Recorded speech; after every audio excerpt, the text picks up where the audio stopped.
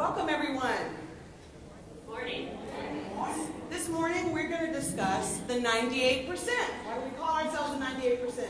For those of you who don't know, I'm Congresswoman Terri Sewell. I proudly represent Alabama's 7th Congressional District, and we will claim the fame of helping to elect Doug Jones, first Democrat, a U.S. Senator from Alabama in 25 years.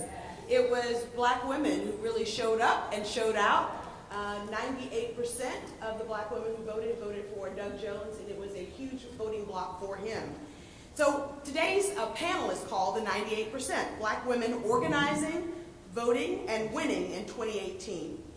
I know that all of us are very cognizant that the person in the White House, number 45, I don't think I can say his name, has given many challenges to the folks in our communities. And I think that it's really important that we as black women take our rightful place. I think that we've always been the backbone of our community, and I can definitely say we've been the backbone of the Democratic Party for a long time. And I think that we're just finally getting our due.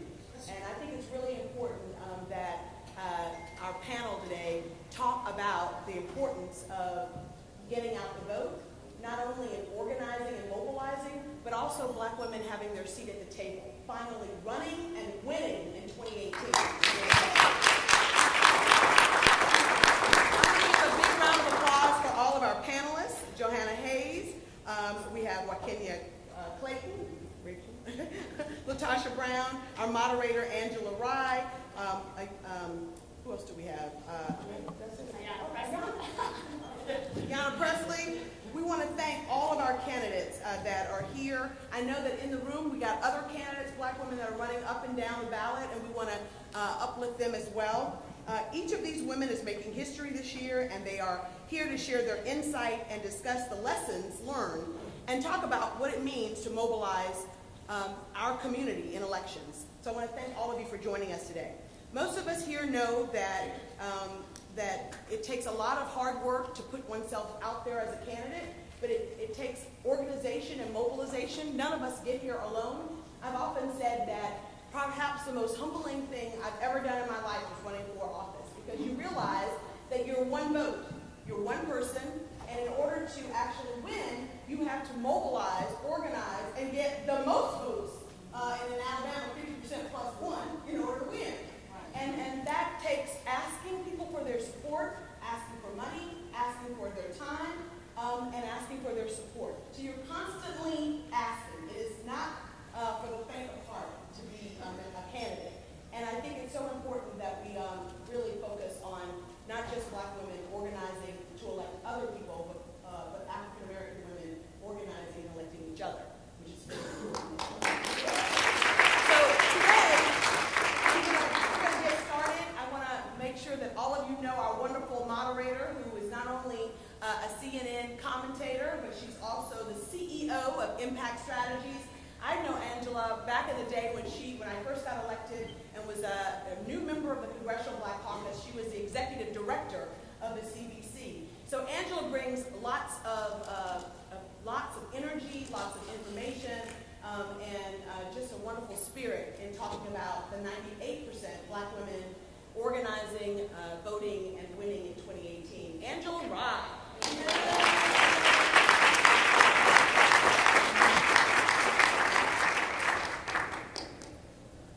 Good morning, everyone. Good morning. So it's not Sunday, but we have a singer in here on the panel. And I really know that it's really early, and that's why y'all are like, good morning. So before we get started, I just want to get the energy up, and she did not know I was going to do this. But I'm going to humbly request that my good friend, who is an organizer extraordinaire, she has so many powerful, wonderful stories to share from her work on the ground in Alabama and Georgia and everything else she's done to show us that black voters matter.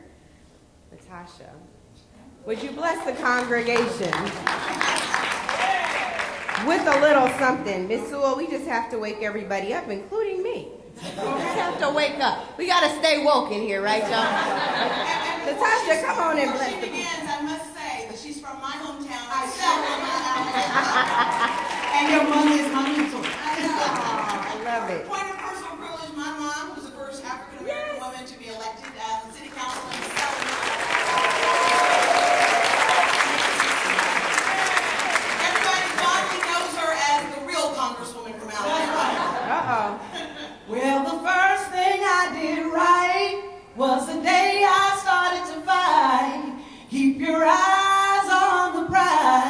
and hold on, hold on. Well, the last thing I did wrong, I stayed in the wilderness a day too long.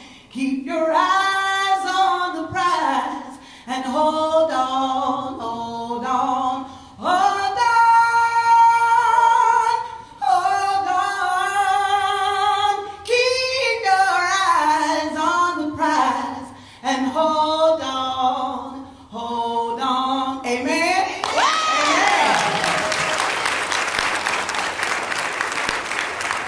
I would say thank me later, but you can thank me now. Wow. Latasha, we love you so much. I just am so grateful to be sharing space with these folks. Y'all, I have been, I think, in a political depression since November 2016 in real life, and I didn't realize it until, we had a Stacey Abrams situation, and then we had an Andrew Gillum situation, and then Ayanna, there's this beautiful moment. A New York Times photographer captured your stepdaughter with tears streaming down her face the night of your election. And I'm right now just thinking about this picture, I'm about to tear up. Did you all see it? Yes. Her name's Cora, right? Beautiful, number one, just a beautiful child. But you see this dream of hope in her face in this picture. And so I really want to start with you about why you do this work, about why it's important for all the other little Coras out there who didn't get a picture snapped by the New York Times. But a beautiful picture. If you all have not seen this, know that it's frameable for your wall. And every time Donald Trump does something else dumb, you can look at Cora and know that she has an Ayanna, and we have an Ayanna who won an election that was just momentous and huge. Please talk to us about why you do what you do for all the little Coras out there and for all the big Coras like us who had tears streaming down our faces too. It's incredible to be with all of you today. And bear with me, y'all. I got this my husband just walked in. That's good. So that means I better be on point. He will let me know. But bear with me. I'll call this is my preacher rasp. These days. So let me just start at the beginning. First and foremost, I need to say that adage that you need to see it in order to be it is so real. I grew up as a child feeling mentored by the example of Barbara Jordan and Shirley Chisholm. Although I never had the pleasure, privilege, and the honor of meeting them personally, I felt I knew them. And when I was a unique child, I would go to school in a church suit and fake pearls. Emulating my sheroes, I studied their oratory, their cadence. I was inspired by their conviction and their fearlessness. And so that's really where I started. The most formidable influence in my life, who has shaped me, my worldview, what I care about, and how I champion those issues and work on them is my mother. May she rest in power. My mother held many jobs to support me while my father battled addiction and was in and out of the criminal justice system for about 14 years. And my mother and I embody this larger systemic sort of challenge, pervasive issue that I'm looking to address, and that is I'm a survivor of a near decade of childhood sexual abuse and later campus sexual assault. My mother is a survivor of incest and also domestic violence. And so we were living in two-generational poverty, two-generational trauma, two-generational poor public health outcomes. Now, in the midst of all of that, there were so many reasons why we had every reason to go into the corner and remain in a field position never came up. We felt invisible in voices, and government did not always represent us, reflect us, advocate for us. However, my mother made sure I was never cynical about government and the role of government, and she took me to vote with her in every election. And so she made sure I knew that was my civic duty and my responsibility, but it was all right to fight for, to demand, to advocate for safe, clean, and affordable housing, a job that treated us with dignity, paid us a living wage, highly performing schools, quality, affordable health care. But she also made sure I knew that it was not up to us to place the burden squarely on the shoulders of government and solidly at their feet, but that we have to do this work in partnership. And that has directly informed how I govern today. I maintained throughout my campaign that the people closest to the pain should be the closest to the power, driving and informing the policy making. So for every ism, for every entrenched systemic inequality and disparity that we are living in, what I know is the solutions exist within community. And that is how I am governed. And so, and the last thing I would say is, I was elected to the Boston City Council in 2009. I have the humbling honor, although the sad commentary, of being the first woman of color elected to that legislative body. It took over 100 years. And people always ask me, before you were elected, who suffered, women or black folks? And I would say everybody. Everybody, because we know that government is more effective when it reflects and represents the citizenry that it serves. It's not just for like contrived moments of kumbaya. So as we can pat ourselves on the back, Massachusetts, but how progressive we are. It's about cognitive diversity, right? The issues that are spotlighted are more robust, the solutions are more innovative and more enduring. So I ran for the Boston City Council on a platform to save girls. Girls that didn't even know they needed saving. And people told me, go run a nonprofit. That is not the work or job of municipal government. But I knew better. What I know is that broken girls have an increased likelihood of growing up to be broken women. And we couldn't afford that. Now, I knew that not from data. It wasn't abstract. I had lived it. And what I saw was that the narrative was dominated by how our black and brown boys were at improving risk, which is true. But what they weren't talking about is how many of those boys were being raised by women who had survived 1 in 4 physical or sexual trauma. Y'all, violence begets violence. 2-generational trauma. So I said, I gotta get at this. And it was clear to me that the needs of girls were not being met. And so this is why I do this work. It is to spotlight, to emphasize, to make sure we're holding two narratives. It's not about my brother's keeper or my sister's keeper. It is an and our destinies are tied. And so that is why I do this work. Thank you. She's about to break another record. She has no Republican opponent. She's going to be the first African-American woman to represent Massachusetts. Having run against that 3-year incumbent. That's a hard thing to do because a lot of us couldn't publicly come out and help her. So, congratulations. Thank you. Thank you. I think that's actually a good point to kind of follow up on. Ms. Sewell just mentioned that a lot of us couldn't come out and publicly help Ayanna. We're going to be real in here today. So I wanna go to you, Johanna, because of your experience. You know I was gonna do it. I just saw the face. I feel like you just gave me the rye roll, but that's okay. No. I'm ready. No, but I mean, we have to talk about it because we always have these conversations where we'll talk about like, where's the pipeline? Where's the pipeline? But as the pipeline is developing, because y'all were smart enough not to wait for anyone to give you permission, right? As the pipeline is developing, where are the courageous soldiers to stand up and have your back when you finally stand up and say, I can represent us better than you can do for us, right? Yes. So I want to talk a little bit about what you experienced with the establishment in your race in Connecticut, and talk to us about, you had some shenanigans that went on. They pulled some shenanigans in this nomination process and the endorsement process, so we can talk a little bit about that and really what the path forward is for us when we can't wait for anyone to stand up for us. Well, thank you. Thank you. I appreciate the question. That's why I was like, finally, we're going to have this conversation. You're like, finally, we're going to be real. Let's talk about it.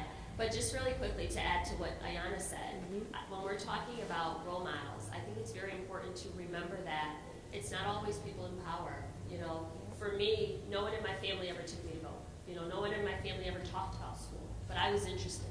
You know, everything I learned about school, I learned at school. So it was asking questions. And not always of people in positions, but just good people. You know, the people that worked in the corner store, the people who just lived in my neighborhood, the people who were struggling but just had good hearts. You know, I learned how to be a leader, how to be a role model, how to mentor people, you know, making something out of nothing. And I think it's very important for us to remember that somebody's watching. You know, you are somebody's hero and you don't even know it. You know, I've never imagined running for any elected office. And I realize today that I've been preparing for this for the last 20 years. You know, it's what you do when nobody's watching that is even more important. So I remind everyone who is running, who's not running, just by your presence, you know, use whatever you have to pour into someone else's life. You know, when I became National Teacher of the Year, people said, is there one teacher? I said, you don't understand how this works. People step in and out and give you what you need at that time, step aside. That's what true leadership is. You know, it's never about you. It's about the people that you serve. So I just am so grateful to, you know, the Shirley Chisholms and to the Miss Dots, you know, who lived on that. There was a woman in my building who lived on the second floor and was the only person I knew who had a full set of encyclopedias. Like, not just a full,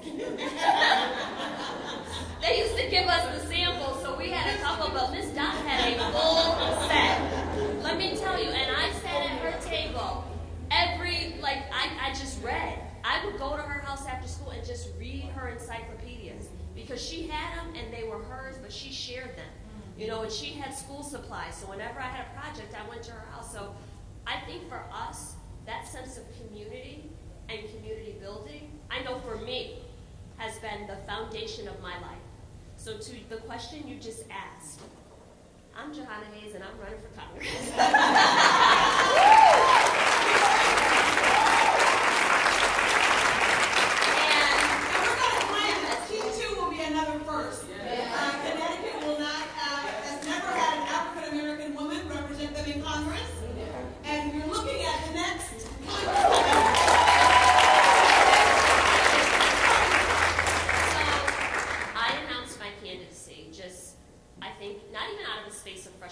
But I have something to add, and there's a perspective here that is missing. You know, I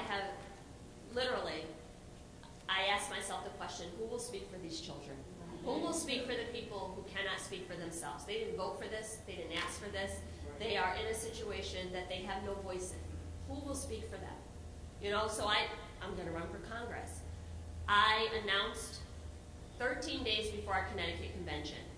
At the convention on the second ballot, I received the nomination, which was unheard of. You know, everyone said you don't have a network, no one knows you. I've never run for political office. I had no money. I was running against someone, it wasn't an incumbent, but someone who had a 30-year career in Connecticut politics. I received the nomination. Don't get excited. Because I received the nomination, and then after a series of vote switches, I lost it. It was taken away. Say it again. Say it again. Hold on. Because that's voter suppression inside the party. Away. So listen to me. I'm in the room, and the score is up on a screen much like this. The screen went black. The party chair leader is tallying votes, and then comes out and says that I no longer have the nomination. I'm 2 points behind. And I just want to say, I want to clarify, Johanna, you're saying that the Republican Party did this? No, this was a Democratic convention. So I left thinking, you know what? I still left with 49% of the votes. This is tremendous. I outperformed and did more than I thought I would do. But in the week that followed that, it just did not sit well. And this is the part that's important. A panel was convened with the state party to appeal the results of this convention. Everyone said to me, you should not go to this convention. You will burn every bridge in the Democratic Party if you go to this convention. Which party, Johanna? One more time. Which party? You will burn every bridge in the Democratic Party if you show up at this hearing. So I went and I sat in the back. I said, I'm going because this is just wrong. I'm going not as a candidate, but as a voter in this district because I trust you with my vote. And if you're doing this with the lights on in plain sight, then I can't imagine. So the convention, the ruling went unanimously in my favor. I did speak. Everyone warned me against it. And I said, you know what? I'm doing this for the people who don't have a voice. You have to figure out what are you willing to lose over.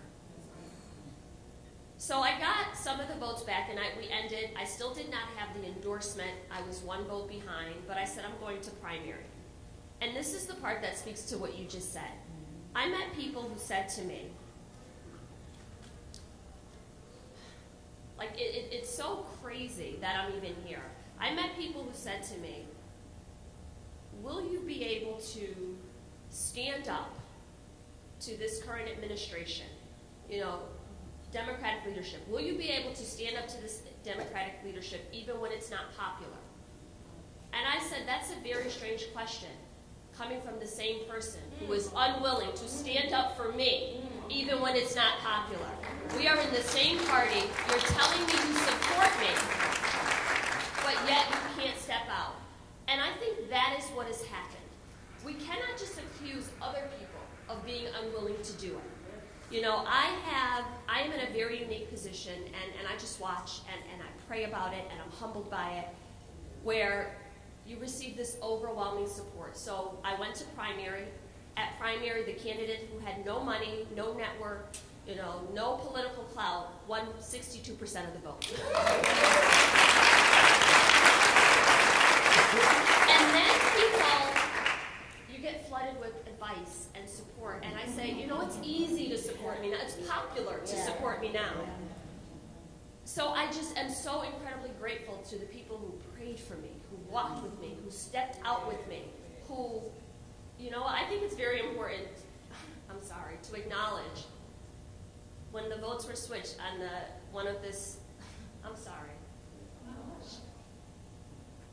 There's a woman here today, her name is Veronica, and she was on one of the chairs, one of the delegates at this convention. And it was her town that was switching the votes. And she went in not supporting me, they had a candidate, but literally the same thing, this is just wrong. And stood up at the convention and was very vocal and made her voice known and said, I'm going to work every day to help you get elected, because this was just wrong. So people were really breaking party lines, stepping outside, defying, if you will, party leadership. And then I get labeled as this insurgent candidate. I said, this isn't really that revolutionary. This isn't that revolutionary. You're on the one hand, you're applauding us for standing up in the face of adversity and challenging something just because it's wrong. But then when we do it, we're insurgent. We are defying the party establishment. No, make no mistake about it. I am a Democrat. I hold democratic values. I am fighting for democratic values. But I will not just step in line or step in somebody's footprints. Wrong is just wrong.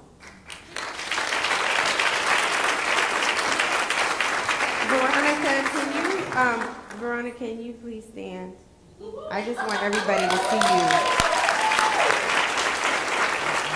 How many of you all know we all need Veronicas in our lives, right? Whether you run for an elected office or not, you need someone who's going to lift up your arms, have your back, and always stand up for what's right. Veronica, thank you.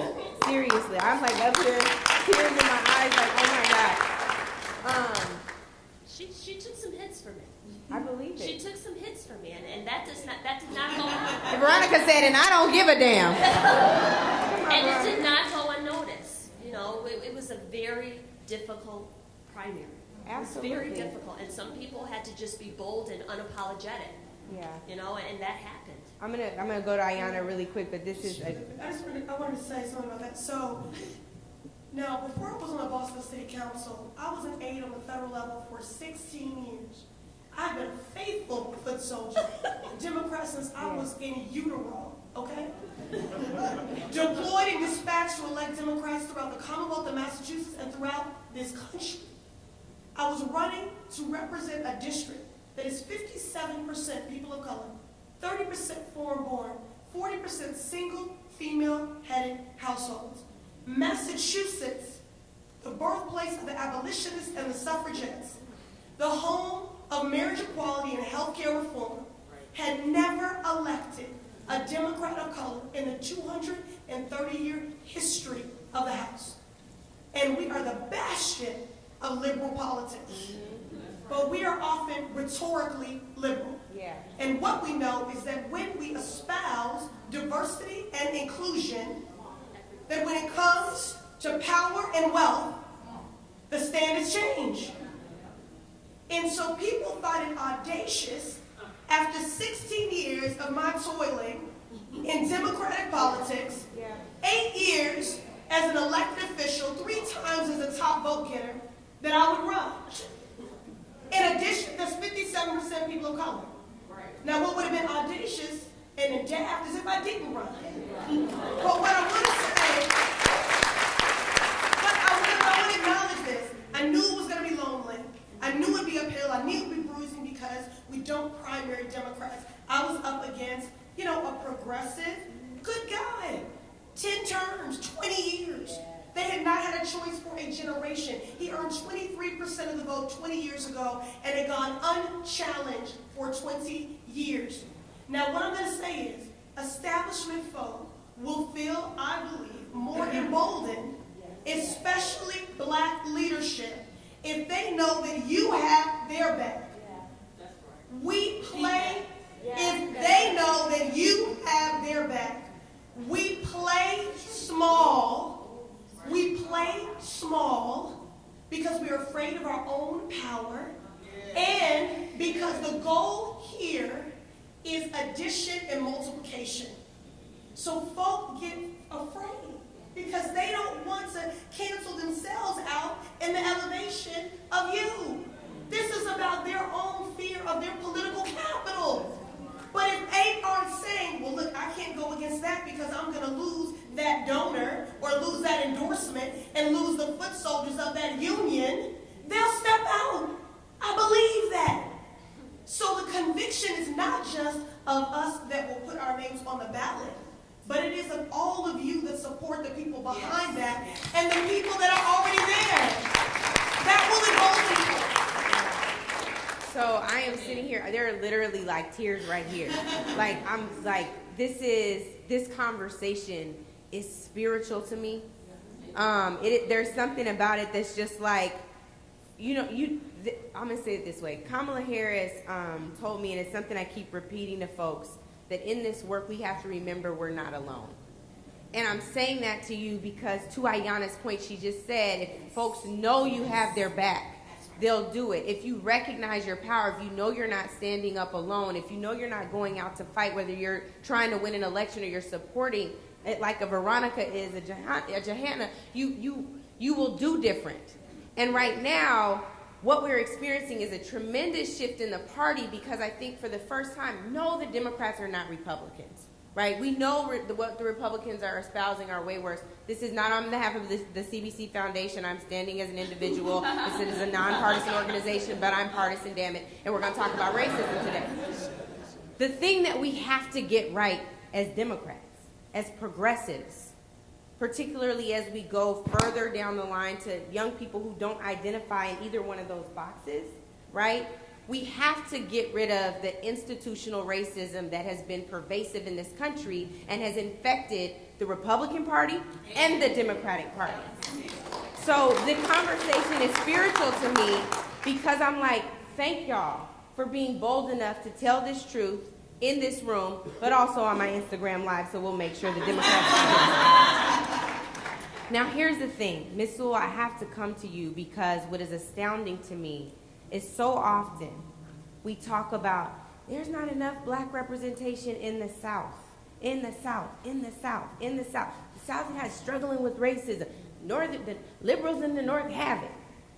Massachusetts, Connecticut, Democratic Party. Like, I want to hear from you on, Johanna said it best, she said, I wanted to know who is going to speak for these kids. You have been a champion for voting rights for us, fighting back against Republican voter suppression. But then what do we do when we turn back around and see some of those same suppressive tactics used to keep our folks out, to keep you isolated, right? What do we do to make sure that we're holding the party accountable and making sure they're not keeping our voices out, silencing us, and ensuring that we really can make us better? That's what this is about. So first, let me just say, Congress is going to be okay. In the 116th Congress, because we're going to have some great voices added to this. Yeah. But I think that the most important thing to remember is that the power lies with you all as voters. I just want, we couldn't do this we could not do this without people coming to support us, to retweet our stuff, help post content. I mean, we can't do this without you. And that includes being bold enough in the face of power to speak truth to that power and to call it what it is. And I think that when I think about the South, I mean, I was the first black woman to represent Alabama, and it was in 2010. I can't believe Alabama beat Massachusetts and Connecticut in getting a black woman in Congress, but that's beside the point. 2010 was still too long. And all of us face adversity. The reality is that I moved back home after being away from home for a very long time. And the queue to be the next, when it was an open seat in Congress, the queue was meant for what? The boys. Let me just be very, very clear. So all of us, in order to get where we are, have to often be disruptors. That's just a fact. And it's a lonely road. So that's why you have to uplift your husband, your mother, your family, because they're the ones who got you back no matter what. And at the end of the day, you have to believe. And in your belief, others will believe. That's just the bottom line. So when I think about voting suppression, I come from Selma. Everybody knows I come from Selma, Alabama. And I have to tell you that it is disheartening that on my watch, the time that I'm in Congress, the Shelby decision came down that totally messed with the enforceability of the Voting Rights Act of 1965, where people died, fought, bled for the right to vote in my hometown. All right. So the problem, of course, is that not enough of the groundswell. Legislation rarely comes from the halls of Congress. Legislation bubbles up in the streets. That's right. The streets. Grassroots activism is where it happens. So until we stand up and say modern day suppression exists, okay, no more poll tax, no more counting how many marbles are in a jar, or reciting all 67 counties in Alabama in order to get your right to vote. You all get your right to vote if you register when you turn 18. But unless you go and activate and engage your civic engagement, what is your vote? It's for naught. And yet, every lever of government affects everything we do. So we've got to get excited about the fact that now that Shelby decision has happened, 33 states have enacted forms of voter suppression. Be it a photo ID that I know many millennials just shrug their shoulders and go, what do you mean a photo ID is suppression? Think about all the people who do not have a form of photo. First of all, let's just start with the fact that state legislatures can determine what form of ID is valid. And when a hunting license is valid, but a state university student ID is not, there is a problem.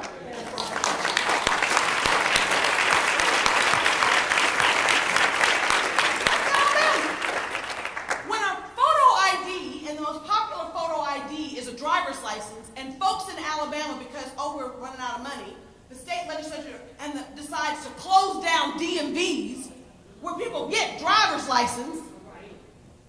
That's voter suppression, people.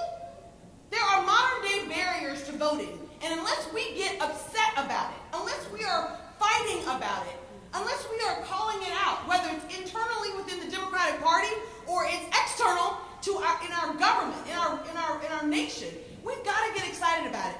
So I can tell you, I see my interns all nodding because I have to ask them, why are millennials not excited about voting? There was a big presidential debate, and there was not one question about voting. Did you notice that? People are not excited about voting because, we all have the right to vote. When people close down polling stations because we no longer have the Voting Rights Act of 1965, the full protections of the Voting Rights Act of 1965, and they don't have to give you advance notice that they're closing down polling stations, so all of a sudden you see lines wrapped around the building. Think about all the people who struggle to get to that line, who have to leave work early and go vote, because Alabama, we don't have early voting. It's 7 a.m. to 7 p.m. on a Tuesday, period, full stop. So we got to worry about it, and we've got to get excited about it. But I also think that I believe in deliverables, and I want you all to know that we can't do it without you all. And I know as candidates, and the three of us are candidates, but these two are activists on the ground, working to mobilize and do field and get people to the polls. Well, Kenya did an amazing job as the DNC's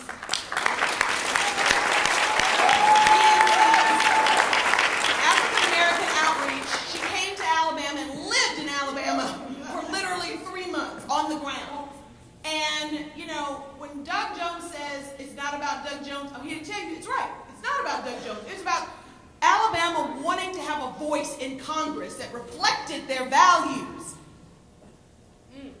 And no one was more vested than the 7th Congressional District. Now my district happens to be the majority minority district in the state of Alabama. So for the longest, all 8 years that I was here, I was by myself as the lone Democrat in Alabama's delegation. So no one was more vested in having a Democrat than me. But I could not have done it if we hadn't had people on the ground. And you know, you've been doing this a long time. Latasha's been doing this a long time. So it's important that we give credit where credit is due. There's not enough African American operatives who get paid. That's right. Field operators. There are not enough African American posters. When you do this work, all of a sudden you're having to hire all these people. And the people that you're hiring often don't look like you.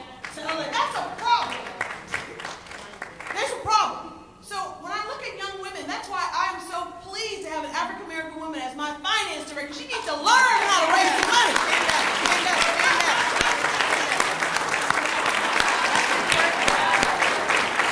Because you have to give opportunities. We have to give opportunities. First of all, we have to create opportunities for ourselves. Let's just be very clear. None of us got up here because somebody just anointed us. None of us. So we have to create opportunities for ourselves, and then we have to give opportunities to others.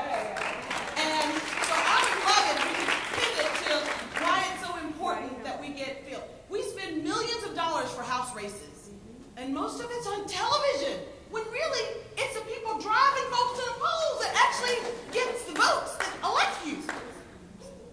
A TV doesn't vote.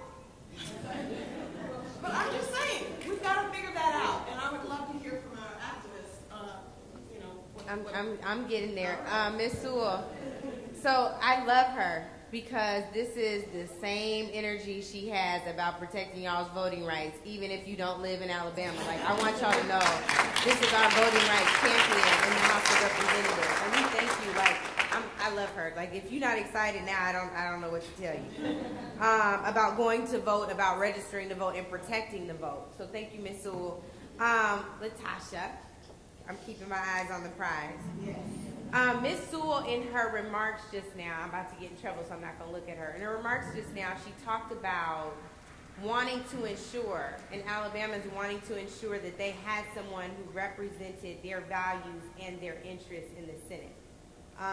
And you were key to ensuring this 98% number turned out for Doug Jones. I want to talk to you a lot about what you did to get women, black folks, excited about going to vote against Roy Moore, but also for Doug Jones. And then I want to ask a follow-up question about, now that he got that tremendous benefit, what we do to ensure that he doesn't forget, for those of you who don't know. The context for that is the senator shared the stage with the lovely Terri Sewell just a couple of days ago for an opening plenary session here. And hold on. I asked him if he were going to vote for Brett Kavanaugh's nomination right now, how would he vote? And he said he doesn't deal in hypotheticals. And then I asked him, I told him that I'm sure there were a lot of black women in the room who wanted him to deal in hypotheticals. So he still didn't. But he said he had a meeting with him next week. And so for those of you who need an action item, when you leave here, 202-224-3121 is the switchboard operator for the Capitol. You should call Doug Jones and just tell him black women everywhere said vote #Kavanaugh. That's NAW. Don't do it. Latasha, what else can they do? I mean, we got to do something. No, you're right. I think I want to start with there's a shift happening, and power concedes nothing without a demand. And it doesn't matter where it is or where it comes from. I do want to acknowledge that while I worked in Alabama and been working for years, I do want to acknowledge Sister Sheila Tyson, Commissioner Sheila Tyson from Birmingham. Our future commissioner. And others who, I think people need to understand how this happens. Yes. Like December didn't happen in December. Exactly. Matter of fact, December happened from years of work that black women have been doing. I'm glad that everybody else has discovered us, but we've been here all a while, right? And so, I think even, and I just want to raise that even in 2016, when Trump was elected, in Birmingham, Alabama, and Jefferson County, there were 9 African American women judges that were elected. Where else in America did that happen? And I'm raising that because there's also part of our story and our narrative does not get told about how things happen. So thank you for asking me there. At the end of the day, the way that we win wars, we win them on the ground. We have understood that, and even when we look at the South, there's this idea that the South is not progressive. I'm actually not surprised that the South was first. There's always been radical roots with black women leading the vanguard. Like, should I say Fannie Lou Hamer, Ella Baker, Saltima Clark, Shirley Chisholm, Mary McLeod Bethune. The South, we have always, out the midst of our struggle, we have always created strength. And I think that what happened, even in the race with Doug Jones, the race wasn't about Doug Jones. Quite frankly, and some of the message that black voters matter, what we said is, this ain't about the Democrats, this ain't about the Republicans. This ain't about Roy Moore, this ain't about Doug Jones. This is about us. And so it's really important that we're having authentic messages with our people, because let's be honest. We're saying that when we're going out in the street and we're talking to young folk and we're talking to people who are saying, I don't want to vote. Any of y'all have done election work that said, I don't believe that my vote's going to make a difference. How many of y'all have heard that? Raise your hand. How many of y'all have heard people say, they're going to do what they want to do anyway? Now, this question, I want you to be honest. How many of you have actually felt like either one of those? And I do voter work every day of my life. I'm raising that because unless we start from a framework of authenticity to really be able to speak to what people want, it's not really about voting, it's about power. It's about how do we build power in our communities so that we can actually think about and talk about self-governance. We should, if we're the majority in the community, we should be controlling the budget. That's just like a no-brainer, right? But at the end of the day, we have something to offer for all of Americans. We have something to offer when we're talking about health care for all people, when we're talking about rights for all people. So ultimately, what our work consisted of was actually using the infrastructure. There's because I am from Alabama and a Southern Baptist, there's a Bible story my grandmother would always say. She would talk about Moses, and Moses thought he wanted to get something different. And God said, use what's in your hand. Family. You got to use what's in our hand. And what we have is when we don't have resources, when we don't have the people, when we don't have the party support, we have the people. And when you are able to touch and connect and mobilize people, that's what will make the difference. It is not by accident of what you saw in Alabama. That's not by accident. The South is rising, y'all. Say you heard it here. The South is rising, right? That what you saw in Georgia, what you're seeing in Georgia with an African-American woman, that's years of work of people toiling that created that space. What you're seeing in Florida with Andrew Gillum, that's years of work. The reason why the polls don't know, all the polls are coming out wrong, is because they're talking to the wrong folks. They're not talking to the JoJos we talking to. They're not talking to the Miss Josephines down the street. But guess who's talking to them? We're talking to them. So if I were to say that particularly in Alabama and other places like Alabama, what has happened, and this is for you all as well, we have always, there's this idea that you don't have infrastructure, that in the black community there's no infrastructure, and particularly I've heard this even in the party piece, and being a consultant, right, that part of it, our infrastructure may look, we've always had infrastructure. Even during our enslavement, there was always a system on that plantation to move food. There was always a system to pray. There was always a system to learn how to read. That works for us. It has always worked for us. That's what we actually have to be, we have to actually plug into. So ultimately, what we do in our communities now, and I think all of these women, if you ask them, they've all had very strong grassroots relationship. It's relational organizing that actually has helped and been in feeding the campaigns. So certain things we did is we actually worked with grassroots groups.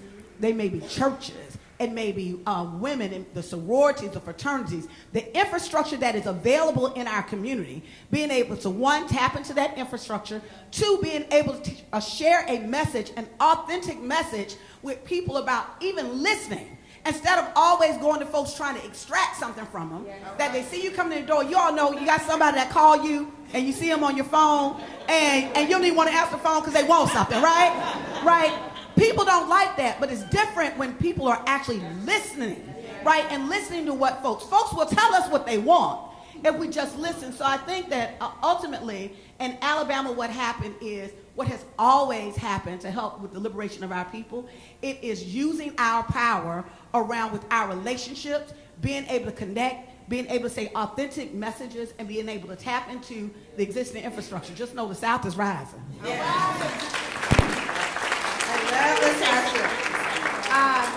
Kenya, I want to come to you because it's important. You have to sit. If I could define this in a way, it's the dual consciousness that W.E.B. Du Bois talked about. But you don't just have to do it in the country as a black woman. You have to do it internal to the party. So basically, we haven't been bashing the party this morning, but we have been setting the stage for the truth about what's happening and what really needs to change. And you're there to work on that. But I want to give you this other example to respond to because she's not here to talk about this. She wasn't supposed to be on the panel, but Stacey Abrams, it's an example that I've used a lot in speeches now. Black people, especially running for statewide office, are often told they're not electable. Right. Have you all ever heard that, Natasha? Right? They're not electable. You don't have, not enough of y'all heard it. That's okay. You've heard it here first. Stacey Abrams was one of those people, and the party establishment, including black folks, systemic racism can come from multiple shades because it's systemic. So including black people in the party establishment told Stacey Abrams she wasn't electable, so much so that they engaged in what I'll call voter confusion, right, by putting someone named Stacey Evans on that same ballot with Stacey Abrams, hoping that black folks and oppressed people and disenfranchised people wouldn't know the difference. But we came up with a thing called Black Stacey. Facts. So Black Stacey ended up beating White Stacey in the Democratic primary because she was 55 gazillion times more qualified. To go back to what Ayanna was saying earlier, like she had been toiling and working and proving herself. So I want to go to, and gave White Stacey a platform on something in the Girl from Chapter. Anyway. So I want to go to you, Kenya, to help us understand how the party is going to move out of this, especially with the recent, there was a situation also in the same race. The chair of the party, Tom Perez, told Stacey Abrams he was not getting involved in primaries, but he just got involved in a primary. He endorsed Governor Cuomo in the New York primary because Cynthia Nixon was running against him. So I want to understand how the party is going to start working itself out of its hypocrisy, and what your role will be in helping to shed that, because it's so important to the 98% and so many more. You can get the other two if y'all can check this out, because as Natasha said, they're going to do what they want to do anyway. The only way out of that is for us to start really having these conversations and moving to action that looks different. Well, I'm actually going to quote our Black Caucus chair, Virgil Rollins, and say, while they're going to do what they're going to do, we're going to do what we're going to do. So, that, being from the South, you hear stuff like that all the time. It's not even just about running for an office, but just coming from that particular region of the country, you always have doubt. And that doubt comes sometimes from our own people. Yeah. The one thing that we have to do as a community is keep going. We can't let other people determine who we are, whether it's running for office, whether it's organizing, whatever. You have to approach, and it's one of the approaches that I take on the inside. I know, Angela, we had our different conversations about me going to the party and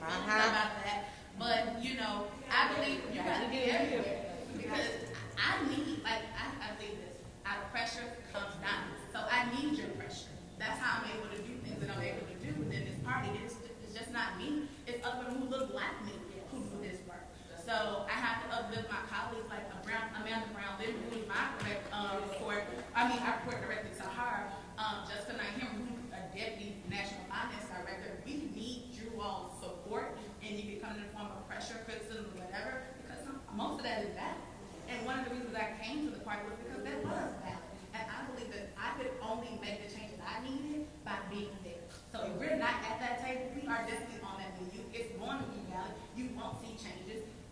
Because we were in a position to say we need to invest in Black rural communities, when we could, not to a candidate, but to infrastructure, like Latasha said, we've always had infrastructure. You just gotta know how to operate. And we can't depend on people who don't look like us to actually organize us. That's our job, and we do that very well. That's right. And you have to have the support. I was just getting ready to ask, what does support look like to you in that role? I think it's an important thing to understand because I think there's a balance between constructive criticism and the support that you need to really be equipped to move the party in a better, stronger direction. Well, support looks like Terri Sewell. It looks like Terri Sewell speaking out, doing a convening of congressional members with the party infrastructure and saying, what y'all doing ain't enough. And we need money on the ground. I didn't say that, but when she says it, it helps move things. Support looks like folks like you who call us out, right? But it also looks like people who send me texts or calls or emails people I haven't spoken to in a while to say thank you because you're there. I can see the difference. I feel the difference even when people who I've known forever, who I've looked up to, called sister, called friend, attack me. It looks like that. It was like ordinary women who say thank you. People in Pittsburgh, people in Cleveland, people in Baton Rouge and New Orleans, people in Alabama, Birmingham, Sheila Tyson. That looks like support to me. Melanie Campbell, Siobhan Erline Brand, all these people who have been for a long time felt like this is their party, feel like this is their party now because I'm there and I'm doing the work every single day for your Ayanna Pressley, for your Johanna Hayes, for your Stacey Abrams, for folks who don't need to know, for commissioners and for state representatives, folks who just need a shot. They need a platform. They need a visual ad cut for them. I'm in a position to say, hey, can we get some crew down there and get this done for them? It ain't much, but it's enough. And I think that's what we have to realize. I suppose when you get a seat at the table, have to speak up when you're at the table. That's right. You have to say, like what she can't say. What Kenya can't say some of the stuff that I could say to Tom Perez. And I have to tell you, the reason why Doug got in office was because there were a whole bunch of people he doesn't even know that did a whole bunch of work to help him get there. And you need the resources.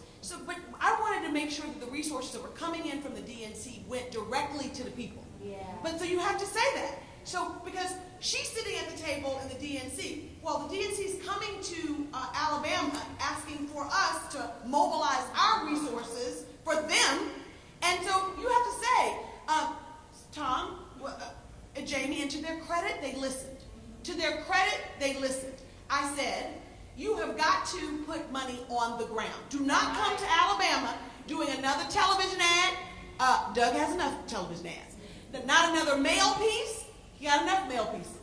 We need to activate the people on the ground who have been doing this work for free. They need resources. They need resources. And so helping to direct that is important. And so, that wasn't just calling Tom. That was also talking to Chuck Schumer and at the DSCC, because they all have their resources, but you want them deployed in a way that makes sense. And so when you get to the table, it's not just getting to the table of power. When you have a seat at the table, what are you going to do with that power? That's right. And you're going to have something very important. You said you want them deployed in a way that makes sense. I think I would add to that sentence and say in a way that makes sense to me. Because people will tell you how to deploy, and this is how you campaign, and this is what you need to do. And I try to remind them, yeah, but that's not working. Phone banking and canvassing is not the only way to run a campaign. So you have people who have done this and have done it very effectively who are unwilling to imagine it any other way than what they've always done. And what I'm trying to say as a listener, as a voter, as a constituent, but that didn't touch me. So I think we're at a place where you have all of these candidates who are being bold and unapologetic and saying, I'm willing to try something different. And that in and of itself is getting some pushback, because there are different ways of being and doing. There are different ways of communicating. I said it's 2018. I understand and appreciate your advice, But this is something that's going to have me left behind. That's a 2010 campaign. You know, we have to deal with the time that we are in and the people that we are talking to. I am a candidate in Connecticut, running for Congress in a district that is 73% white, and has never elected, the Democrats have never elected a person of color to this seat. I have to run a campaign that touches and speaks to the people in the district that I live in. You know, so you can't come in and dump advice on me that says, and this works, and I said, yeah, but not for me. So if you're not even willing to listen to me, don't invite me to the table. Take a picture of my smile, but tell me don't open my mouth, because I'm not that girl.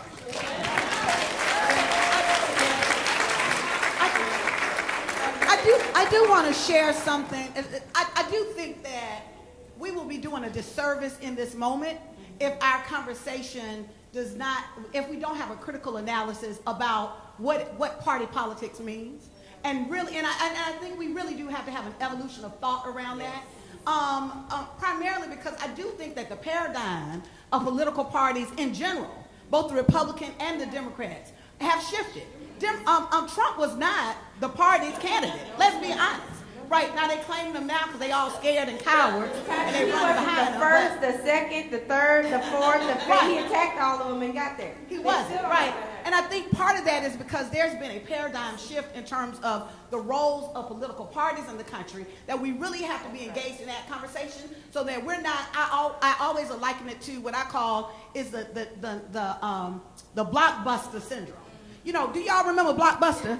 Okay, so Blockbuster at one point was on every single corner, right? They were on every corner. They had the market on lock, right?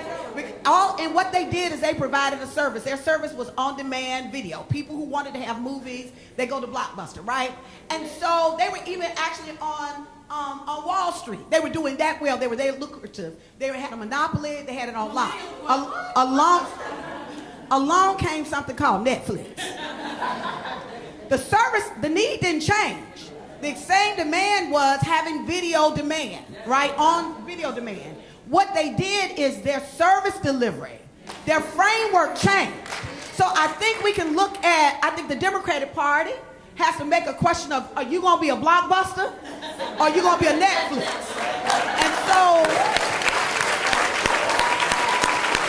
and I think that Blockbuster model of, you know, this safe, we need to actually make sure that we are putting all of our resources to attract the moderate white voter. I don't know if this ain't a demonstration that that's a Blockbuster model.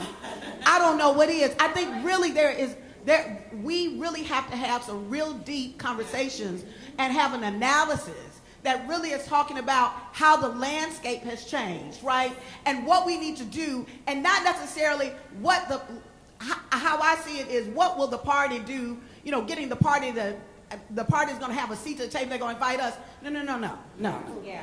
It's our table, right? And so we have to think about it. Power for people are our table, right? And then the vehicle and our partners and the framework in which we actually set the table become something different. So it's not about necessarily trying to tear either party down, or particularly the Democratic Party, particularly since that's the party that is really aligned and been of value to my community, right? But it is around, just in my life, I surround myself with folks who push me, right, who are critical of me, who want me to really operate in excellence. We want the same thing. We want this party to operate in the spirit of excellence so that it is reflective to the people that it's supposed to serve. And on that point, thank you, Natasha. And on that point, I want to say to Wakenya publicly, because I heard you getting emotional. Like, I know it's a tough job. I know it's a tough job. But the reason I didn't want you to go is because I did not want you to go into Blockbuster when you are Netflix. I want you to have your own table. And so I'm not saying that there's no benefit to you being there. But to me, as your sister, the benefit is greater to you from the outside, what you can do to help reshape and reform that party. We talk all the time on our team. There's an article, and I hope you all read it, in the Harvard Business Review. It came out a few years ago, called Understanding New Power. And the problem is it's an old power paradigm. We gave you a black Stacey versus white Stacey example. You have Johanna, you have Ayanna. We know that that's an old power model, and I was just like, she's just better than that. No shade to the party, but shade, because it's truth, and it doesn't feel good. But that's why. So I just want you to know that publicly. I love you. I don't like that. And what this, I'm not doing anything for the party right now. I'm also not a Republican. I'm progressive. But I also believe that progressives don't have to tell me how to reach black people better than black people. Black progressives can tell us how to do that. And I think that's an ongoing theme today. Ayanna, I will talk. Yeah. Not all of us are progressives, Ms. Sewell said. Okay. Well, Yes. And I think, and I appreciate you for that, but I also want to say that my decision in coming to work for the party was never about me. It was about my people. I see. And so because my people had to be in this world not exist, I owe it to our community to make sure that someone like them is there. So it's not about me, it's not about you, it's not about anyone else. It's about people like my aunts and my cousins who don't have this opportunity. People from a small town like Canton, Mississippi, with 13,000 people who see me and see them and see their voice being represented in Washington, even though I'm not a member of Congress. They need someone who works for them every single day. And it's not just the people of Canton, but it's also the people of the United States, the black people of the United States, the women people of the United States, all people of the United States need someone in that position, in a position that is willing to go to bat for them, even when it's not popular, even when it's not fair. Let me tell you something. One of the things when we went into Alabama, they was asking me, well, can you get this? I said, I can't do that. You can't ask me to come talk to my people for free. I'm not going to do it. I was born and raised in NAACP. My grandmother was a charter member of Kansas Mississippi, NAACP with the pay grade education. I do not believe in that. I just don't do it. I don't believe in it. And that's what this work for us is not just about rights, it's about responsibility. And it's about responsibility to people who look like us, who don't have the privilege of being able to come to DC, sit on the panel, and talk about what we think. Yeah. No, these are lived experiences that we have to go back for every single day. And as a person who has several lived experiences, I'm going to do that always.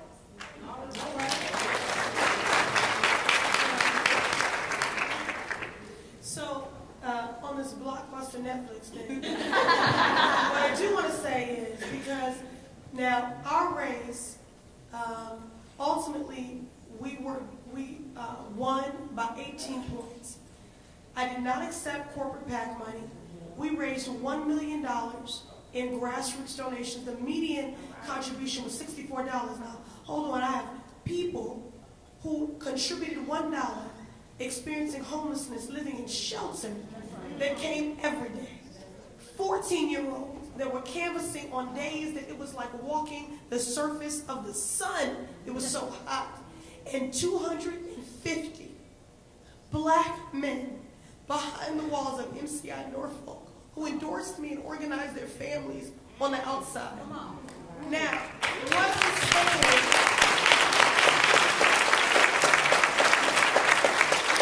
and Miss Josephine that was on the phone calling all her sorors and church ladies. But what I want to say is that we can't get so focused in framework and model that we forget message. So people keep asking me, what am I going to do about the leader? And I keep saying the same thing, and it's not an artful dodge of the question. Would you hire a principal for a school if you didn't know the mission and the value statement of that school? We need to have a discussion about the mission and the value statement of this party. Now listen, we get marketed. We got some awesome slogans. I'm trying to get beyond hashtags, unless they woke like hers. But beyond values that we espouse and hashtags and bumper stickers, but putting in the sweat equity to make those values real. Those brothers behind the wall endorsed me because they felt seen and heard. Those 14-year-olds are canvassing because they felt seen and heard. Ms. Josephine felt seen and heard. And so when we talk about the millennials, we had a meeting with our state party, and I do want to talk about, it's not just the DNC. That's right. Get down, let's talk about these state parties, these ward committees, okay?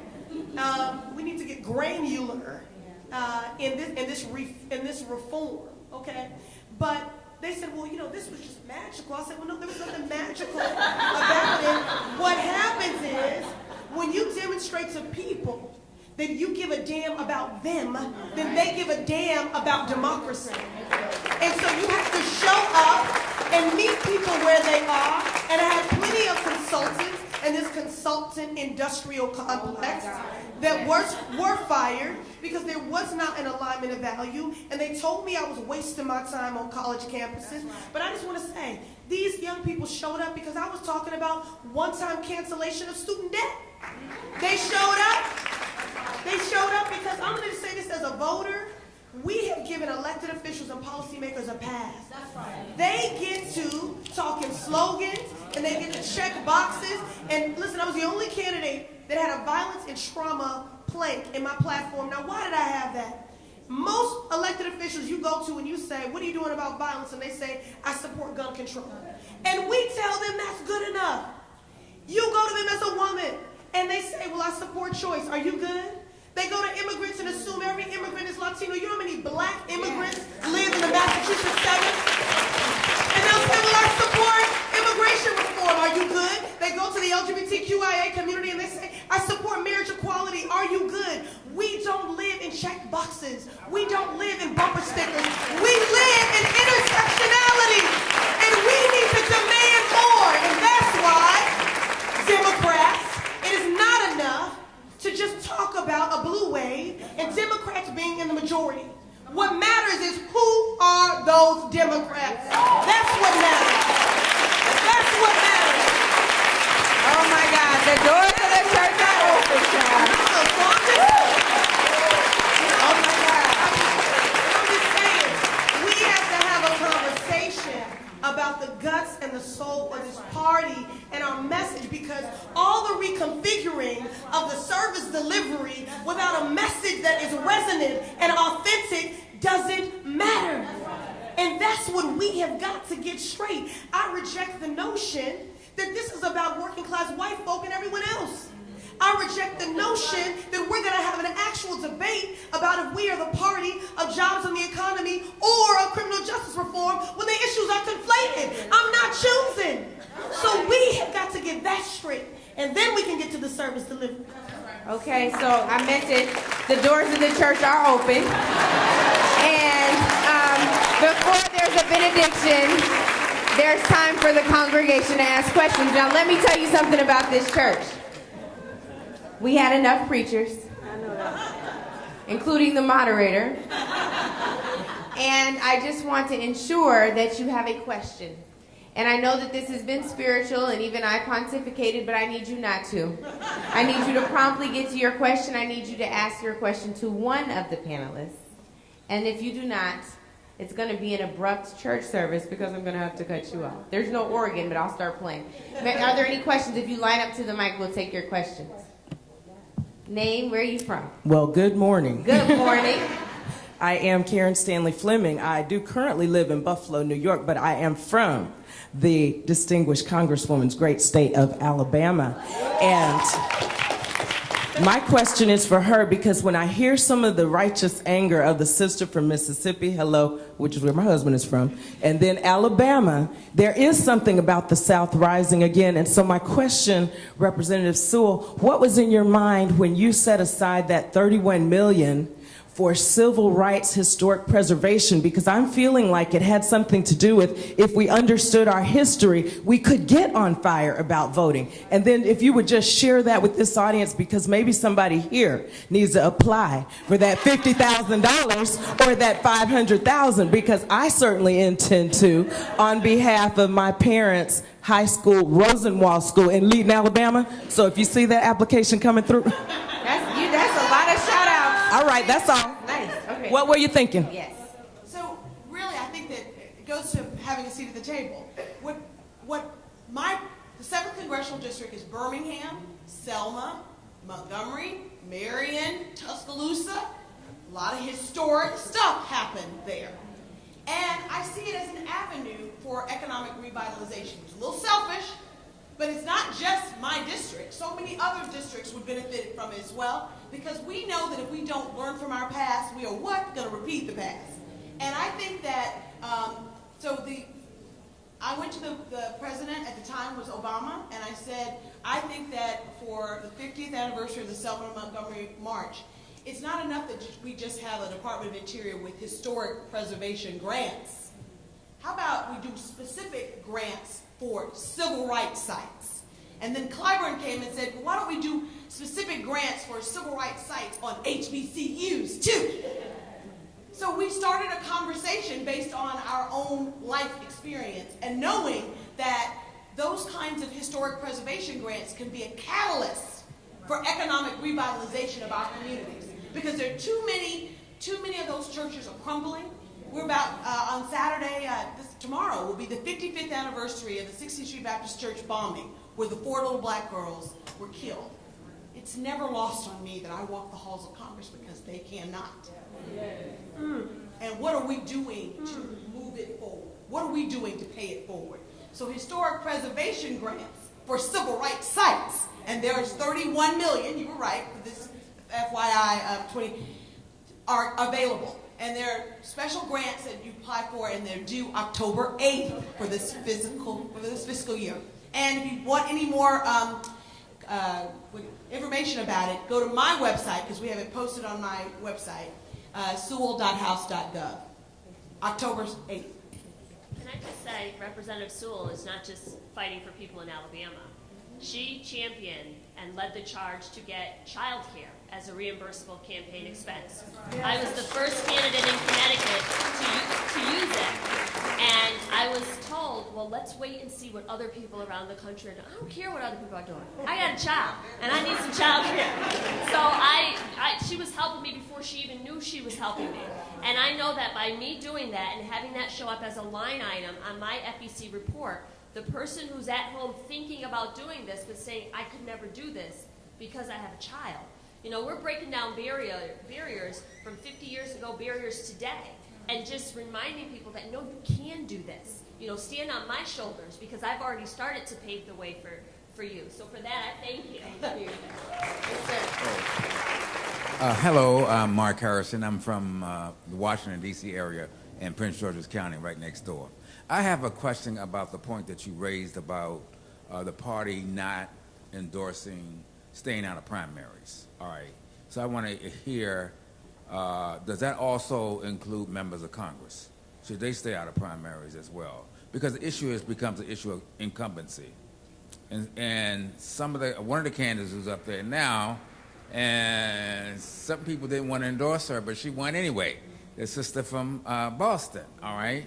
And so we have this concern, even with CBC members, who are always concerned about incumbency, so you got to endorse the incumbency. So what is the position on staying out of primaries? Is that just the party apparatus, or what about members of Congress themselves? Well, thank you for that question. It's about the reason that that's the position that we try to take in most instances is because it gets us in the business of picking winners and losers. And, you know, we believe that the will of the people shall decide. That is what we ultimately say. We encourage our state parties to do the same thing. They don't necessarily follow those rules. And sometimes that puts us in a compromising position. But because of where we sit, we don't want anything to tip the scales. We saw in 2016 where people's trust in us became more of an issue. And so we try to stay away from that. And across the party apparatus in general, and when I say party, I'm not just talking about the DNC, the DS, and the TRIP, GGA, DLCC, all these other sister committees. That is the practice. And I think that also just for members of Congress, they don't want to be seen as tip of the scales either. And so that's kind of where we are as Democrats. And the will of the people is choosing people like Ayanna Pressley and like Ayanna Hayes. And that's what we want to see. Because then you get the message, to your point, that things are shifting, and then we have to also change our way of thinking and doing. I do just want to say, we are having to, we're ushering in a new paradigm in every way. Disruptive candidacies that are disrupting conventional wisdom and narratives about who has a right to run, when they can run, and how they run and when. And so I've told every aspiring candidate, do not put so much emphasis on endorsements, because oftentimes those endorsers aren't working. They lent names, but they didn't give foot soldiers, they didn't invest resources. So it is ultimately about us having the runway and the bandwidth between the people. But the last thing I want to say is, we need to develop a new litmus test for many of these political mobilization, empowerment, and women's advocacy organizations, okay? Because they are defaulting to an incumbency clause or a member's voting record on one single issue, and an issue that I consider to be the floor and not the ceiling. So I think when we're talking about endorsement, it's not just about that the DNC is a party. All of these organizations are going to have to rethink what their litmus test and criteria is as well. Next question. Oh, Lord, I didn't see anything. Like, hey, yes. I'm sorry about that. That's okay. My name is Cassandra. I am an obstetrician and gynecologist, and I am deeply concerned about the reproductive rights of women. So that's why I'm here. So I'm glad to see you all here. One of the things that I've seen just on the media is like the messaging and kind of staying on message. So the Republicans got it down. For whatever reason, they stay on message, whether it be false, true, negative, whatever. They stay on message. But, right. But the DNC, I feel like, and I guess this question is to Ms. Clayton, is how do we get, how do we get people to stay on message from the Democratic side? Because I believe in collective bargaining, and my concern is that a lot of the people that were mobilizing are going to become independents, and if we don't stay on message, then our collective bargaining is then dispersed. Yeah, more than just being a tent with tapestry. And I think when you think about the contrast between the two parties, it's easy to be a Republican, right? They are all about what they are against, very seldomly what they are for, unless it's like, you know, big, like small taxes and all that other stuff. But for us, it's a little bit different, right? And I think we struggle with this. We have been struggling with this for a very long time. And one of the things that, you know, and I'll talk about Seat the Table a little bit because it's been referenced a little bit here, is that one of the things that we're doing with this tour, Seat the Table, that's our Black Women's Tour, is we're talking to folks trying to figure out what are the issues that you care about the most. You know, because it will come a time for the platform before we go into convention in 2020, and we will need to know from ordinary people about what they care about the most, and then figure out how we reassemble those folks to talk to them about what that stuff really means. Far too long we've depended on people who aren't like us to tell us what we should be thinking or feeling, and I'm approaching it from a different perspective. I'm approaching it from a cultural perspective, because everyone, even within our culture, there's differences and there's different opinions, and just because we're Black doesn't mean that we all agree when it comes to issues about reproductive justice in total, you know, well, specifically, right? It depends on where you're from and your moral beliefs and all that stuff. So it's hard to define that and to pinpoint that. But I promise you, we are working every day. That is a constant conversation that we're having right now about what that looks like, you know? So try to have a better. Good morning, buenos dias. Buenos dias. My name is Doug Chavez, native New Yorker, but currently a Boston resident, and I'm so proud of my Congresswoman-elect. As a matter of fact, I am gleaming with pride at our leadership up there, and I'm looking forward to seeing all these wonderful leaders hopefully improve the Democratic Party and just politics in general. Quickly, though, some may think I'm naive in this room, but I still envision, at least in Boston, we got a lot of Latinos got behind Congresswoman-elect Pressley, and I feel, and can say I'm naive, but I feel the best way to advance underrepresented communities of color in this country, especially within the Democrat, is to build a stronger coalition and bridge with Black and brown communities, which I feel lack. And I hate, and it creates a pit in my stomach when Black and brown communities are pitted against each other. How, am I naive, or do you believe we can build this coalition and bridge? Obviously, I don't think everyone, even in the brown communities, we don't all agree, and we're all very different. We're not a monolithic group. But I just want to see a vision if that includes that, and I pray it does. Thank you. You know, I will share. Actually, my organization is called Black Voters Matter, and And we've been very focused and anchored on mobilizing and inspiring black voters. The thing that has been the most rewarding and the most humbling piece for me is that across the board, what we've received is support from progressive whites. We got a group of Japanese women, 120 of them out in California, that are actually writing postcards for 2 of the states that we've got. We've got a group of, on election and the primaries, there's a group of Puerto Rican activists out of Arizona that have been connecting to our work. We've got a group of progressive whites. We did a campaign, and maybe 80% of this initial campaign for this bus tour that we're doing around the South has been supported by progressive whites. I'm raising that because I think that ultimately what happens is if we're talking about issues and we're connecting that to authentically what connects us, what human beings don't want to have access to health care? Like, really? Now, there are some that don't want other folks to have access to health care, right? But we're not talking about them, right? And I think part of it is being able, I think having a coalition, I think this goes to what my sister Ayanna was saying, is really being able to have a message that's really about the larger question of humanity around how do we work together to really advance an agenda that impacts all of us, knowing that there's nuances. I don't think that I hate when folks say they're colorblind because I don't trust you. Because if you don't see color, that means you can't see me. Now I got to be invisible for you to be all right, right? You know, so I think that I think it's really important that the nuances and the culture and the richness of the cultures, that at the end of the day, I like roses because they come in all different colors, right? And flowers in different shapes. So I think it's really important that if we're talking about, and as we are, and I think there's evidence of that of all the women that are up here, right, that we know that our future is building these broad-based, intergenerational, interracial coalitions that, and I think what will connect us is when we're standing on really around issues and what concerns us and really being inclusive in our messaging. Thank you. Latasha has 2 t-shirt moments that came out of today. Strategizing since slavery, and if you're colorblind, I don't trust you. That's Veronica, ladies and gentlemen. That's Veronica right there. I'm a proud resident of New Britain, Connecticut, where my future Congresswoman, Johanna Hayes, 5th District, will be winning in November. We're going to claim that. I do have a question, though, so I actually ran for City Council last year. I lost by 167 votes, to be continued.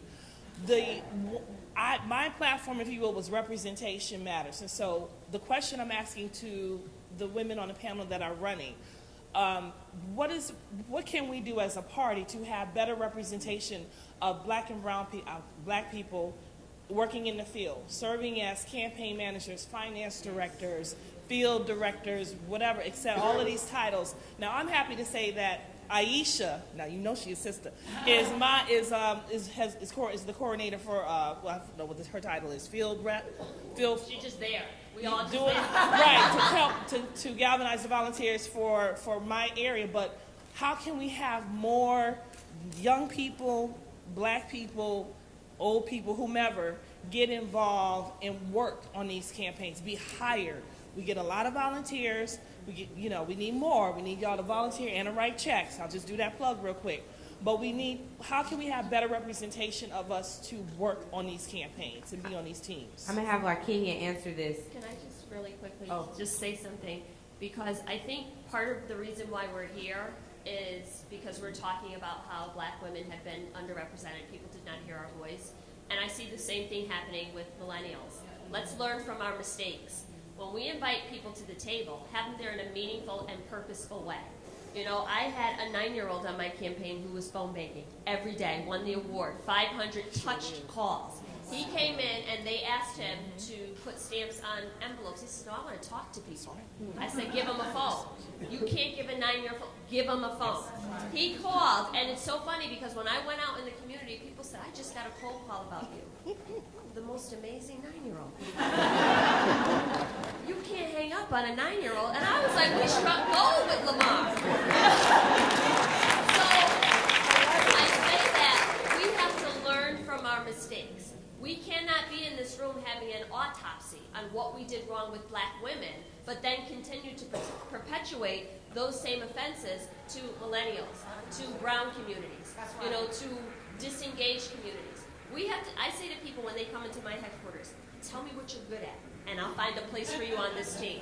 And I don't care what, you can't just put anybody on a phone. I'm talking to people and I'm like, no, not putting you in front of people. That is not your gift.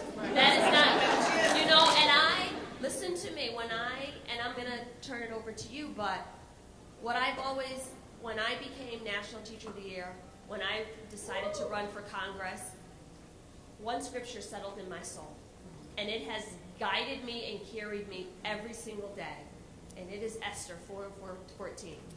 Perhaps you have been chosen for such a time as this.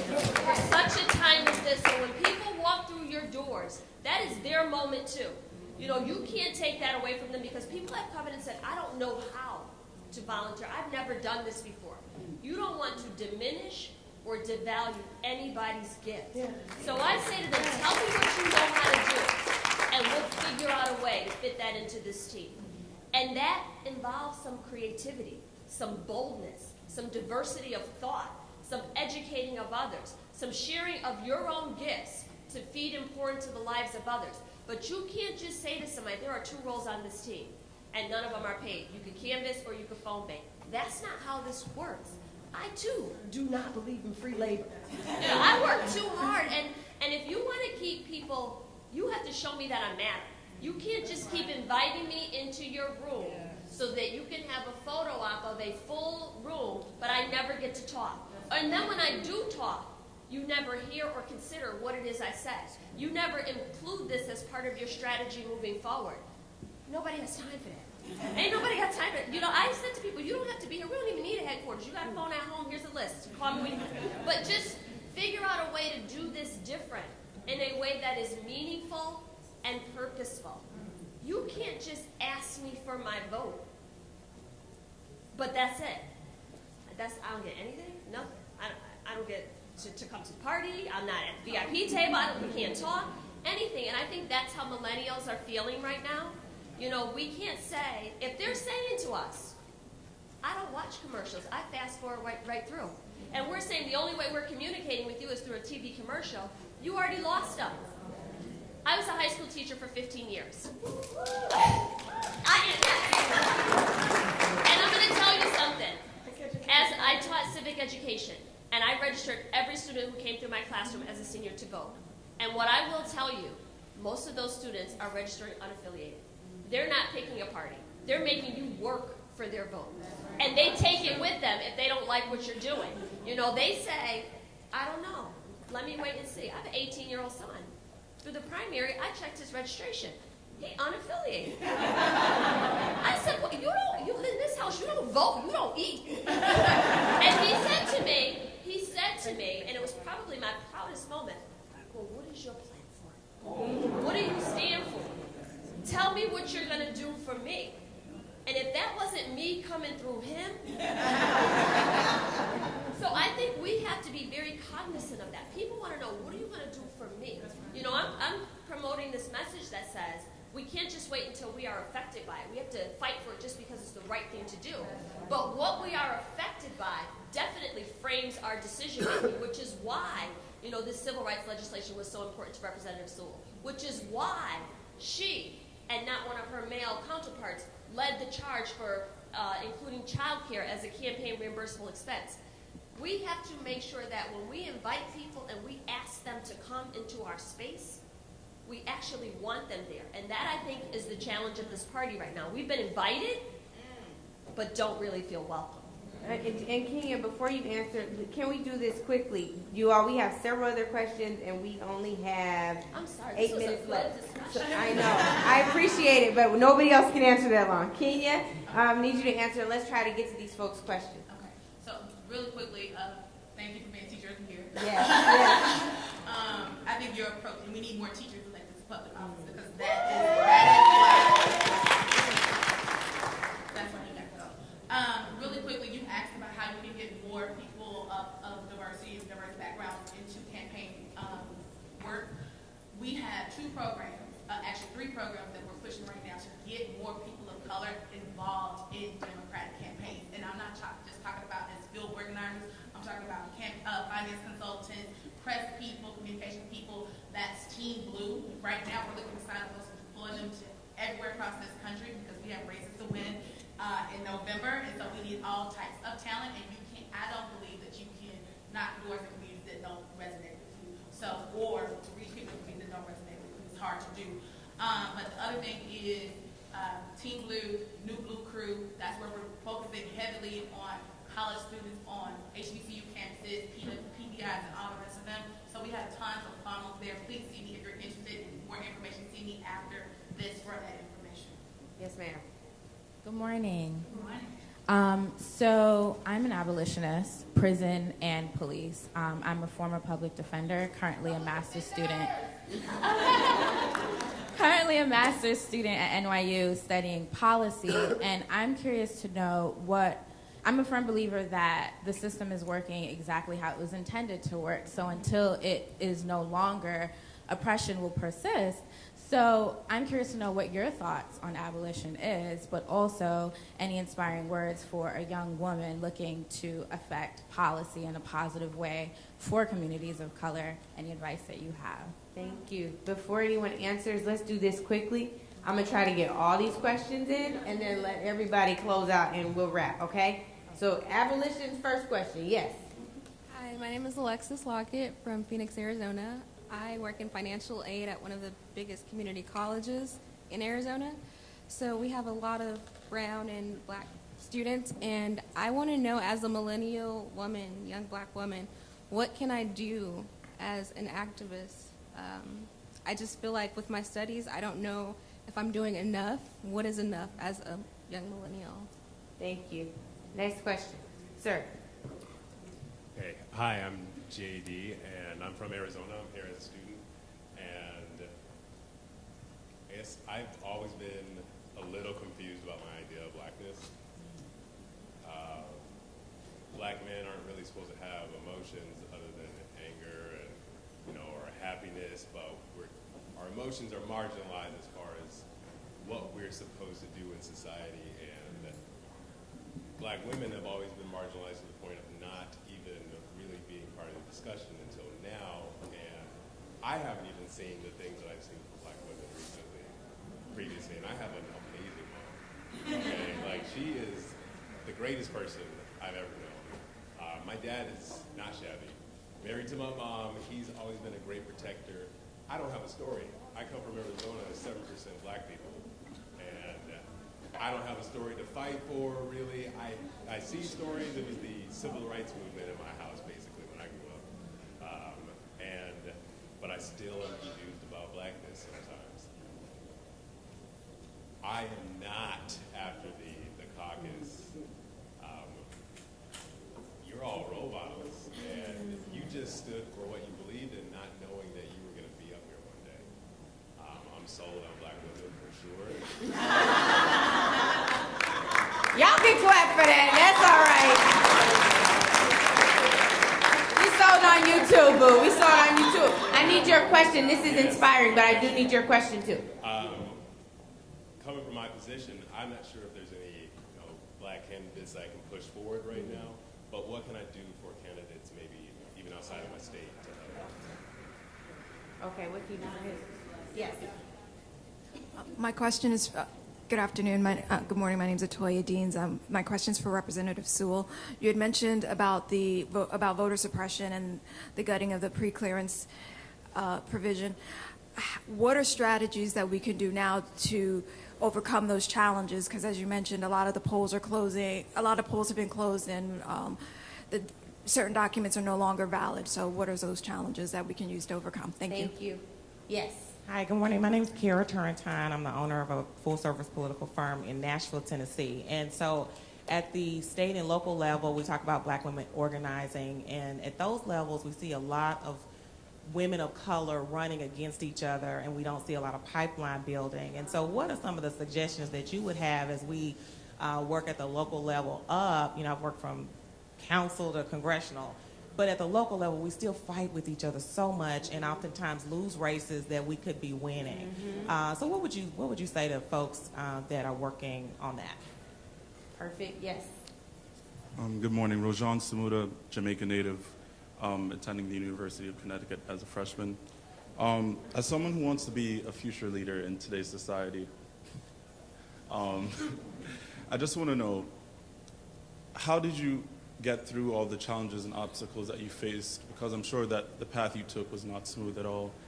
And I want to know how you overcame it and what pillars did you hold on to? What gave you strength in your times where you felt like you wanted to give up? Thank you. Yes.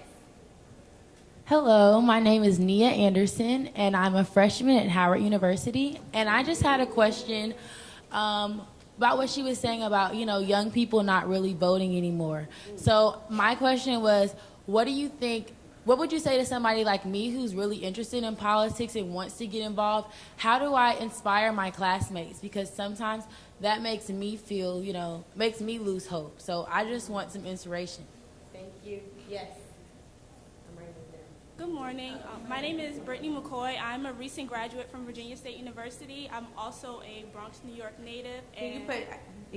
I'm a recent graduate from Virginia State University. I'm also a Bronx, New York native, and I just came back from field organizing for Cynthia Nixon and Jamani Williams. My question is, a lot of millennials feel like people don't want to vote because they feel like nobody's speaking to us or because the message isn't worded towards millennials. So how can we ensure that we make that message worded towards millennials, and how can we ensure that millennials are inspired to want to vote? Because people were really inspired to vote for Andrew Gillum. People were really inspired, especially HBCU students, to vote for Ayanna Pressley. But when we feel like we don't have candidates that speak to our values, we don't want to vote anymore. So how can we ensure that we keep that message going, that our votes matter, and we're not just a back-end kind of voter? Thank you, ma'am. Final question. Good morning. My name is Stacey Payton. I'm from New York City. I'm a member of DC District Council 37, Local 1359. And I just wanted to find out, do you guys consider, I'm late to the party, so forgive me, but do you utilize organized labor's political action programs to help with phone banking and things like that? And if not, maybe you can talk about how organized labor can help in your process. Thank you. Perfect. Okay, this is what we're going to do. This is Congresswoman Terri Sewell's forum. And so she should close us out. Because we're over time, Ms. Sewell, I'm about to blast you with several questions for you to respond to. The first question is on modern day abolition. Where do you stand on that? The second question is on financial aid, and is she doing enough in her current capacity? The next question is some confusion around blackness and what can you do for candidates who represent your values, because he knows he rocks with black women. The next question is on voter suppression. Given the challenges that currently exist, how can we overcome those? The next question is building the pipeline at the local level. How can we do that? This wonderful political consultant asked us this question. We have an aspiring future leader. How do you overcome obstacles, given you all have done that clearly? Y'all learned that today.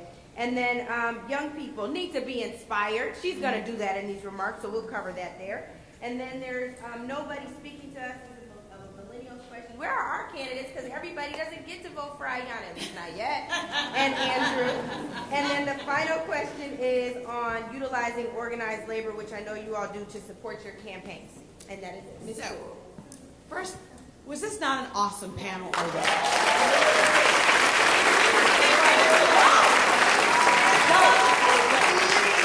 We have got to make sure we give a hand of applause to our moderator who kept it real. You always do. And I'm going to take a point of personal privilege and say that all of us will be will be here for at least 5 or 10 minutes afterwards. So to the extent that I don't get to your question, then I'm sure one of the panelists will take a stab at it. I'm going to take another point of personal privilege and thank all of the Alabamians that are in the house. I know we recognize our elected official, Sheila Tyson, who is a city council person, but next to her is also Birmingham City Councilman Hoyt, please. I know that Councilman Hilliard was here. I know our minority leader of the State House of Representatives from Alabama is here, Anthony Daniels. I also want to take another personal privilege and thank my staff who have amazing, led Ava Levi, Che English, raise your hand, Che, who's my chief of staff. I want to thank my communications director who gave us all kinds of great information. Chris, thank you so much. So I'm going to end this. Massachusetts is in this room too, so I do want to elect the Suffolk County Sheriff of Massachusetts, Steve Tompkins is here. Yes. And we got all the Massachusetts folks, but I just wanted to, we're acknowledging elections. I want to thank you. Absolutely. Let me close out by saying, summarizing everything that the young folks who asked the questions asked. Power's in your hands as elected, as the electorate. Civic engagement, if you take nothing else from this panel, I hope that you take civic engagement is important. Yes. Who you elect is important. That you vote is important. That you vote in every election is important. The best way to get involved is to know the power that you have as a member of this amazing democracy. Let me repeat that. We live in a great democracy that allows us to protest, as John Lewis would say, get into good trouble peacefully. We do. We live in a great democracy. But what makes our democracy less perfect is the fact that we are human. So we have to get off of our, the complaining and realize that everything that affects us can be changed through the vote.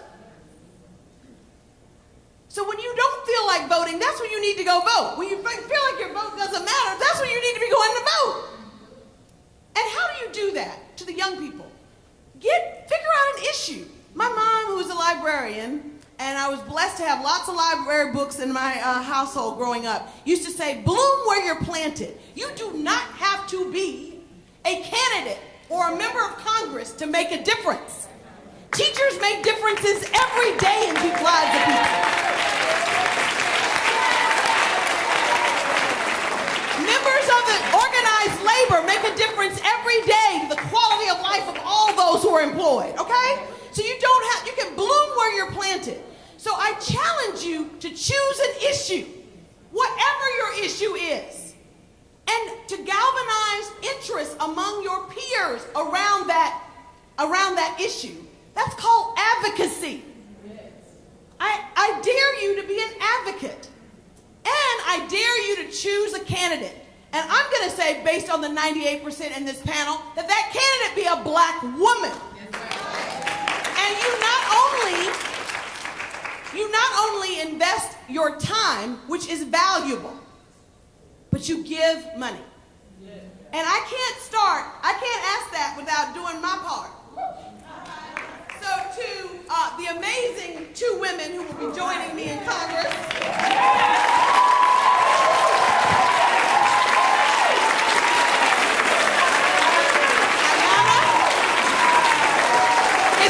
It's not a corporate check.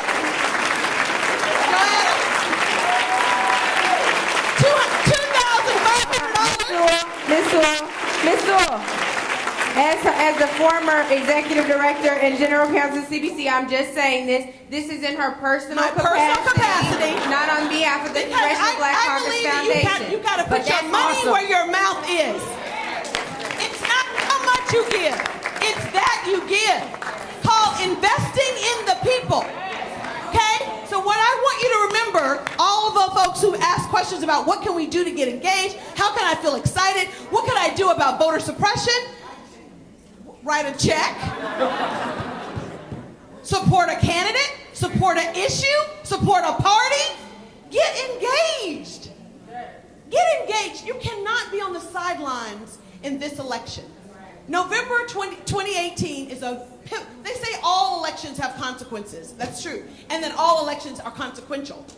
But I want you to know that right now we have no checks and balances in this democracy. We need to have checks and balances. And so I'm begging you as a member member of the House of Representatives to help us flip the House. And you can do that in your individual capacity. So if you're not old enough to vote, make sure your mama, your daddy, your grandmama, that they vote. And if you are a voter, go and vote. We have gotten great at registering people to vote. And when I think about Doug Jones's campaign, it was very organic. It wasn't like it was but we were all singing from the same hymnal, which is your vote can matter. Collectively, we can make a difference. Collectively, when we go vote, and we vote in numbers, we elect amazing candidates. And that's how we move this nation forward. So I just want all of you to know that we should all feel inspired by the folks on this panel. And I hope that you're inspired enough that you will choose an issue, choose a candidate, and go and vote in November's election. Thank you.